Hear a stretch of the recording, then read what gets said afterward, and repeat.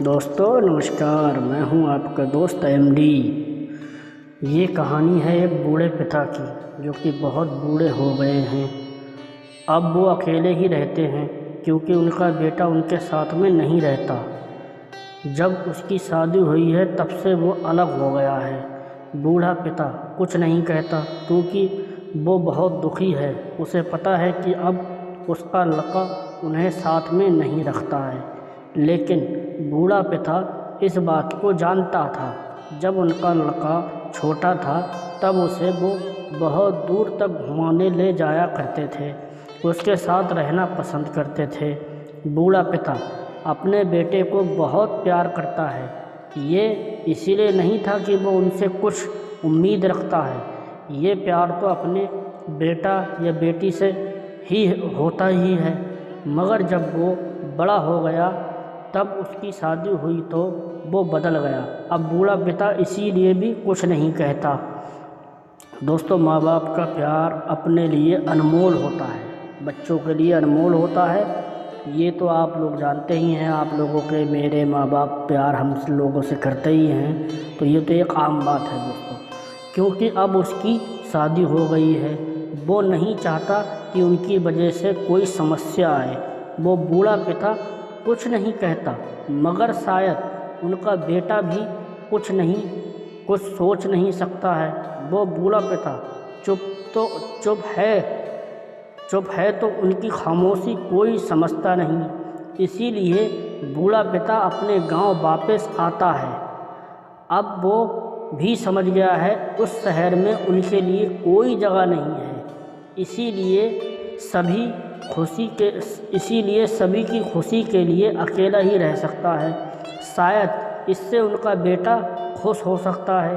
भले ही वो बूढ़ा पिता दुखी है, मगर आज भी वो अपने बेटे के लिए खुशी ही देखता है। आप मुझे यहाँ पर बहुत अकेले लगते हैं।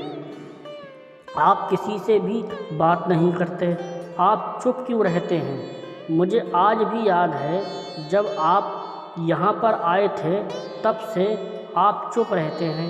आप अकेले ही कमरे में रहते हैं। आप अपने काम पर जाते हैं, उसके बाद आप घर आते हैं, फिर अपना खाने में लग जाते हैं। मैं आपका पड़ोसी हूँ और आप मुझसे कह सकते हैं मैं आपको बहुत समय से देख रहा हूँ। सोचता था आपसे बात की जाए, लेकिन फिर सोचने लगा हूँ कि शायद आपको बात अच्छी नहीं लगी, तो चुप ही रहता हूँ। जब अपने पड़ोसी की बात सामने सुनी तो वो कहते हैं कि ऐसी बात नहीं है।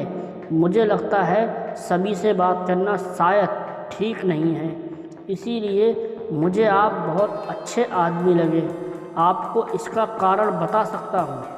जब मैं यहाँ नहीं आया था, मैं एक नगर में काम करता था।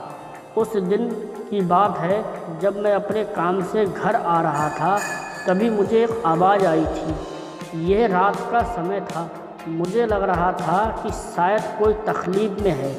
मैं उस आवाज़ की जगह पर जाता हूँ तो एक गरीब आदमी को परेशान किया जा रहा था। शायद वो लोग उस गरीब का पैसा नहीं दे रहे थे। मैंने उन्हें बहुत समझाया था कि तुम्हें गरीब को पैसा देना चाहिए, तुमने उससे काम लिया है, उसकी मजदूरी तुम्हें देनी चाहिए।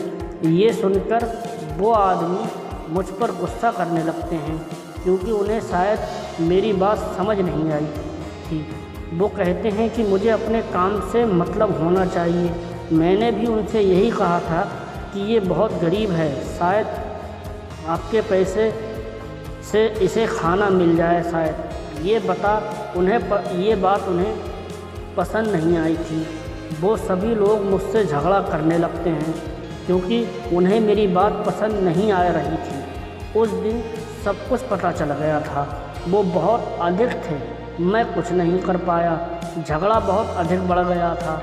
उसके बाद मेरी हार हुई थी। मैं घर वापस आ गया था।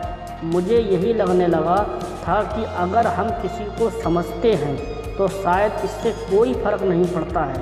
ये दुनिया किसी की बात नहीं सुनती है। उसके बाद से किसी से भी बात करने का मन नहीं हुआ था, इसीलिए मैं किसी से बात नहीं करता हूँ। शाम की बात सुनकर उसके पड़ोसी को अब समझ आ गया था वो किसी से बात क्यों नहीं करते हैं। लेकिन एक बात और भी समझ आ गई थी, उसका भरोसा सभी से उड़ गया था, क्योंकि शाम बहुत अच्छा आदमी है। ये कहानी हमें यही कहती है कि अगर कोई हमें समझाता है तो उसके पीछे का कारण को समझना चाहिए। थैंक्स दोस्तों, ये कहानी आपको कैसी लगी, और अगर पसंद आई हो तो प्लीज़ हमारी वीडियो को लाइक करें, कमेंट करें और हमारे चैनल को सब्सक्राइब ज़रूर कर लें आगे ऐसे ही कहानियों के लिए। नमस्कार दोस्तों।